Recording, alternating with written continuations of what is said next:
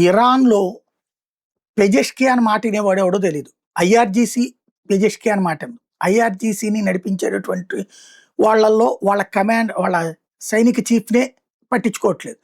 సైనిక chief Gulf దేశాల మీద యుద్ధం వద్దంటే వీళ్ళందరూ గల్ఫ్ దేశాల మీద యుద్ధం చేసొచ్చారు. ఈ గందరగోళం గురించి మనం ఇంతకుముందు కూడా మాట్లాడుకున్నాం. ఇప్పుడు డొనాల్డ్ ట్రంప్, ఇరాన్ మధ్య దౌత్యపరమైన ఉద్రిక్తతలు మరోసారి ముదిరినాయి. ఇరాన్‌తో రెండో విడత చర్చలకు ఆస్కారం ఉన్న నేపథ్యంలో ట్రంప్ చేసిన వ్యాఖ్యలు సంచలనం సృష్టిస్తున్నాయి.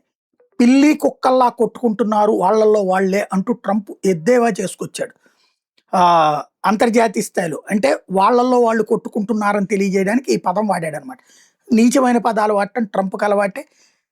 అతని భాషే అసభ్యకరమైన భాష మాట్లాడుతూ ఉంటాడు. ఇరాన్ ఆర్థిక పరిస్థితిని అమెరికా పూర్తిగా దెబ్బతీసింది.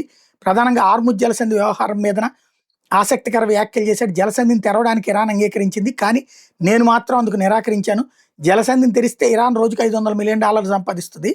ఒక ఒప్పందం కుదిరే వరకు వాళ్ళకి అవకాశం ఇవ్వడం నాకు ఇష్టం లేదు అంటూ ట్రంప్ చెప్పుకొచ్చాడు. అంటే ట్రంప్ ఇప్పుడు ఇరాన్ ఓపెన్ చేద్దామని అమెరికా అడ్డుకుంటుంది అనమాట.